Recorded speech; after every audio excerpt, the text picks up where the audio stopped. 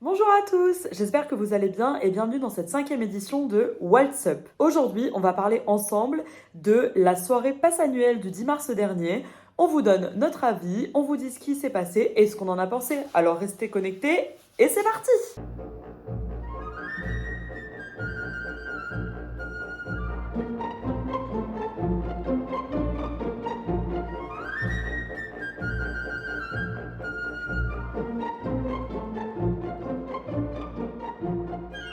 Le thème de cette soirée, c'était aventure. Donc aventure, nous quand on a eu ce thème, on se dit bon, ça veut tout et rien dire, aventure chez Disney. On savait pas vraiment à quoi s'attendre. Le principe de cette soirée, c'était vraiment beaucoup de surprises sur le programme. Ce qu'ils avaient annoncé, c'est qu'il n'y allait pas y avoir de mythes. On savait qu'il allait y avoir beaucoup de personnages qui allaient sortir, mais qu'ils allaient être en selfie spot ou alors qui allaient se balader sur le parc. Donc c'est vrai que là-dessus, on n'avait pas trop d'informations. Par exemple, voilà, sur les personnages, on n'a jamais su jusqu'au dernier moment. Concernant les shows, alors il y a eu une communication qui a été faite sur les shows quelques jours avant le début de la soirée. On était sur 4 shows.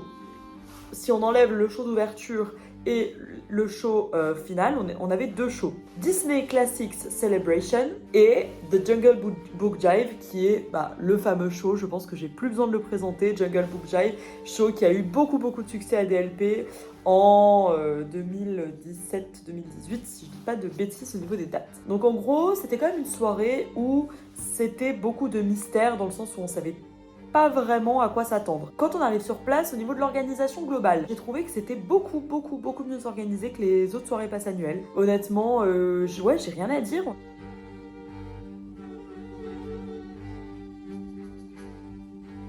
Nous, notre programme, ce qu'on a fait, comment on s'est organisé, c'est que on est d'abord allé voir le show d'ouverture. Donc on s'est placé sur le show d'ouverture sur le hub et le show d'ouverture, ça a été une belle surprise parce que ça a été le show Pirates et Princesses, qui est un show pareil qui a été énormément apprécié. Voilà, moi j'étais ravie de revoir Pirates et Princesses. Lors de Pirates et Princesses, on a pu apercevoir comme personnage évidemment toutes les princesses, mais également Peter Pan, Crochet, Wendy, Monsieur Mouche. Vraiment un super show pour commencer.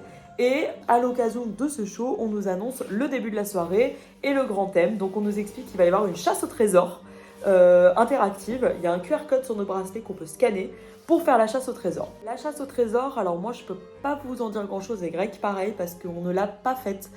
Mais apparemment c'était vraiment super, c'était des énigmes à résoudre au travers de tous les lands. Nous on l'a pas fait pour une raison simple, c'est qu'on voulait aller voir les personnages. D'autant plus qu'on nous avait annoncé beaucoup de personnages rares, donc c'était vraiment l'occasion de faire ça pour nous.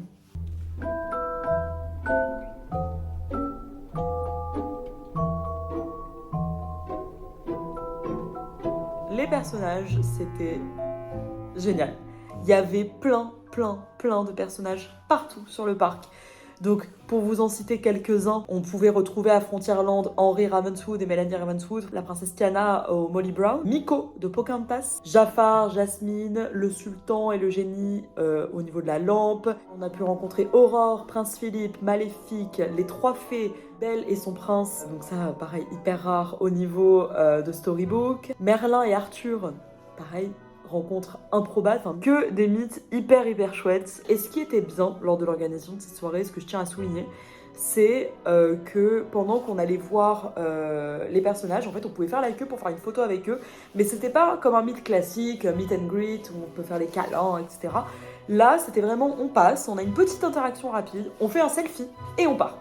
Et du coup, avec cette organisation-là, moi j'ai pu voir énormément de personnages en très peu de temps. Donc, d'un côté, c'est vrai qu'on était un peu pressé par les cases qui disaient allez, on avance, on se dépêche. Mais d'un autre côté, ça nous a permis de voir énormément de personnages, dont moi, mon mythe que je voulais voir absolument lors de cette soirée, c'était Maiko, parce que je suis fan de Pocahontas, donc forcément j'avais envie de le voir.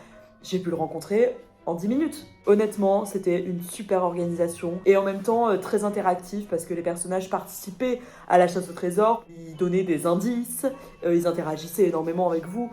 Donc c'était vraiment génial. J'avais un peu peur de ça au départ. Et en fin de compte, quand je vois comment ça a été mis en place, c'était super.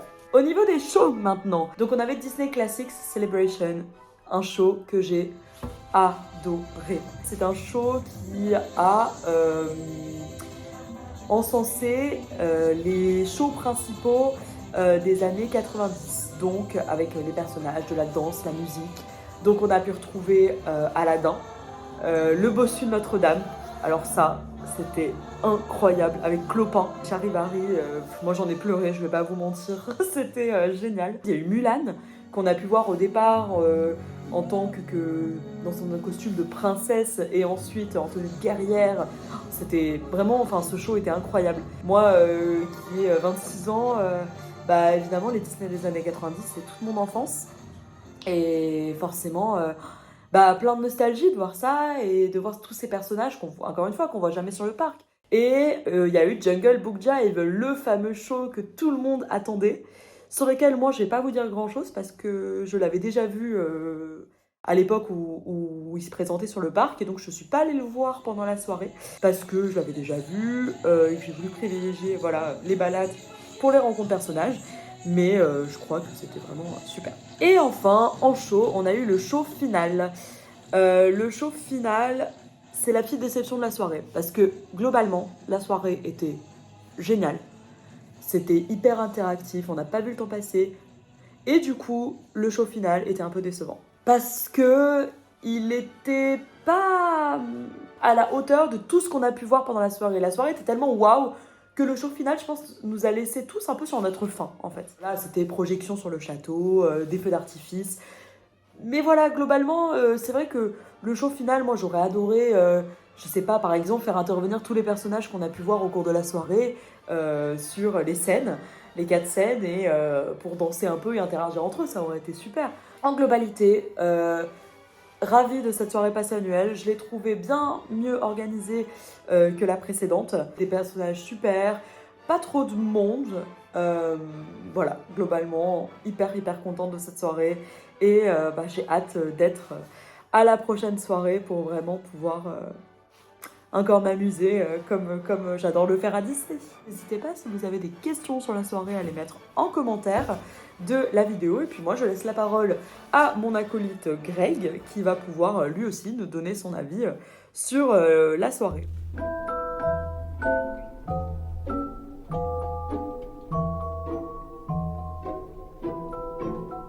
Pour ma part, j'ai adoré cette soirée PA. On est à la limite du sans faute, vraiment. Déjà au niveau de l'organisation, il n'y avait pas grand chose à en redire. Dès la récupération des bracelets, au niveau des mythes, au niveau des shows, au niveau de la gestion des flux, honnêtement tout était hyper bien pensé, il n'y a pas eu de couac, donc déjà là-dessus, chapeau bas les gars, j'ai rien à vous dire. Au niveau du contenu de la soirée, même combat, franchement c'était du très grand art. L'idée même du concept était une super bonne idée, de nous envoyer comme ça à l'aventure, chercher des personnages, chercher des indices, et ça a été hyper bien pensé. On est à la limite vraiment d'un espèce d'escape game en quelque sorte, hein, en mode très cool, mais malgré tout. Donc rien que déjà là-dessus, faut vraiment le dire, il y a eu une idée, elle a été poussée quand même très loin. Et au niveau du contenu en lui-même, mais c'était une folie absolue. On nous avait promis des personnages rares, on en a eu.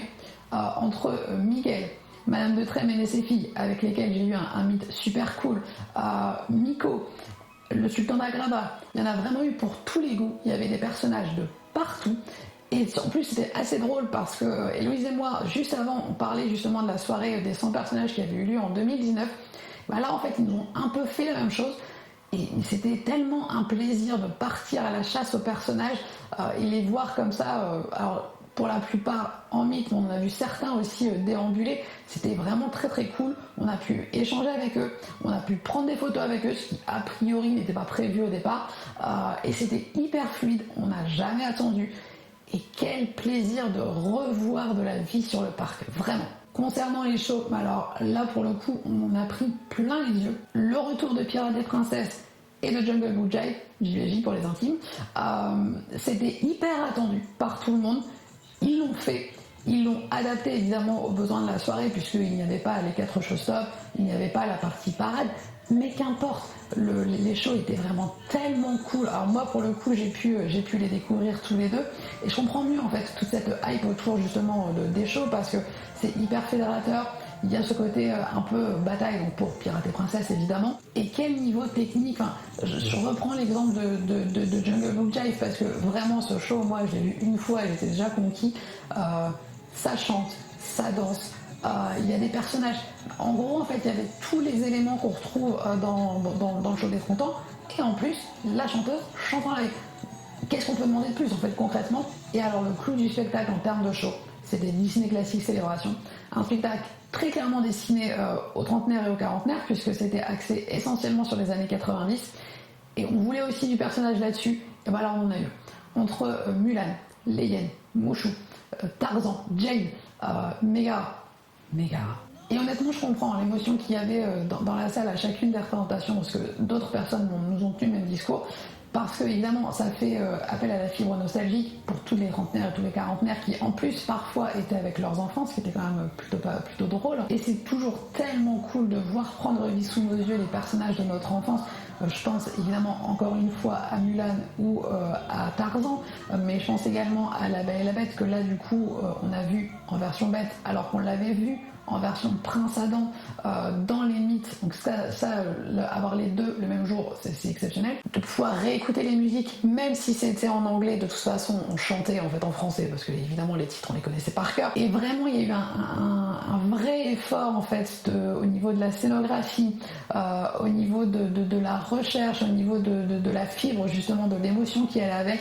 Que oui, je comprends effectivement qu'il y avait l'émotion. Moi honnêtement, c'est pareil, hein, j'étais fou en fait en sortant de ce spectacle, parce que vraiment c'était une réussite. Point, on peut pas dire autre chose en fait concrètement. Et en plus de ça, l'application qui permettait de faire la chasse au trésor a fonctionné sans problème. Ok, ça va compenser l'enfer absolu que ça a été de faire les réservations. On va partir de ce principe. Sans vouloir être mauvaise langue, dans tous les cas, ça c'est quand même très appréciable, parce qu'au moins il y a eu un vrai effort qui a été fait. Alors nous effectivement on a très vite oublié la chasse au trésor, on a préféré partir à la chasse au personnage ou aller voir les shows, parce qu'à un moment il fallait de toute façon qu'on prenne une décision sur l'un ou sur l'autre. Mais tous les retours qu'on a eus étaient unanimes sur la question. L'appli n'a pas planté, les quêtes étaient claires. Bravo en fait, encore une fois bravo, parce qu'il y avait une idée, ok, mais ils l'ont poussé jusqu'au bout, ils ont mis les moyens techniques pour, et ça c'est quand même, voilà, c'est notable, donc il faut le dire, et moi je dis encore bravo là-dessus. Bon, évidemment il y avait quand même quelques petits points à améliorer, hein, ça pouvait pas être absolument parfait. Déjà pour commencer, le final pour moi n'en était pas vraiment un.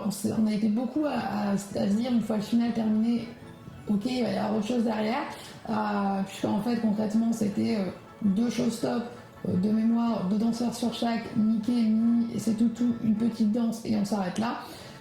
Quand on avait vu en fait le niveau de tout ce qu'il y avait eu au cours de la soirée, honnêtement c'était un petit peu décevant, surtout qu'en plus beaucoup s'attendaient à voir le retour de Disney Dreams en avant-première pour les passes annuelles, puisque le show revient à partir du 12 avril sur le parc. Donc c'est vrai que forcément on a été un peu déçus de ça, je l'ai été également. Après, je peux comprendre effectivement que la soirée était très longue, que du coup il fallait quelque chose d'assez court, mais dans ces cas-là, ils nous ont en fait teasé une révélation finale. Oui, ok, très bien, il y avait la révélation finale, il y avait le pourcentage de réussite à la chasse au trésor, mais c'est peut-être quand même un peu léger, en tout cas de mon point de vue. Et 2 autres petits points qui m'ont aussi un peu perturbé. Sur certains des mythes, la lumière était vraiment pas bonne, donc même pour prendre un selfie vite fait, c'était un peu compliqué, parce que ils étaient très souvent, les personnages étaient très souvent sous-exposés, nous on l'était pas, donc du coup vous avez des photos quand même relativement moches. Et également, alors ils offraient des affiches à la sortie, il n'y a pas eu d'infos sur le sujet. Il y avait un endroit sur les 2 sorties qui était encore ouverte à la fermeture du parc, qui permettait de la récupérer, donc du coup nous on est passé à côté. Alors est-ce qu'effectivement c'est indispensable? Non. Maintenant si on le fait correctement, on le fait jusqu'au bout, et on le propose aux 2 endroits, ou alors on dit si vous voulez récupérer la file, c'est là. Ça voilà, c'est du petit détail, ça n'a clairement pas mis à mal la soirée, hein, loin de là. Mais c'est vrai que malgré tout, c'est un petit peu dommage, parce que quand on ressort et qu'on se dit tiens, il y avait un cadeau en fait pour la soirée, et on est passé à côté, je trouve ça un peu décevant, c'est dommage. En résumé, je pense que vous l'aurez compris, on a été vraiment enchantés par cette soirée PA. Moi pour ma part, c'était la première. J'avais fait la soirée Halloween, mais elle est effectivement ouverte à tous. Je sais qu'Héloïse, elle avait déjà fait une autre soirée avant, mais s'ils nous en font des comme ça tout le temps, mais moi je signe à chaque fois, parce que vraiment là, hormis les quelques petits détails, vraiment Il y avait tout en fait pour qu'on passe un super moment, un vrai moment de fête, un vrai moment dédié aussi pour les passes annuelles. C'est quand même important pour nous en tout cas. Voilà, moi je pense qu'on a à peu près fait le tour. On espère que cette vidéo vous aura plu et que si vous êtes PA, ça vous aura donné envie d'aller à une prochaine soirée PA. Si vous n'êtes pas, que ça vous aura donné envie peut-être d'en voir plus et d'en découvrir plus, voire de devenir PA, soyons fous. Évidemment, vous connaissez la chanson, un petit pouce en l'air, un follow, un commentaire, ça nous fait toujours plaisir, ça nous permet d'avancer et surtout, ça nous aide beaucoup. On vous remercie et puis on vous dit à bientôt. Bisous, salut!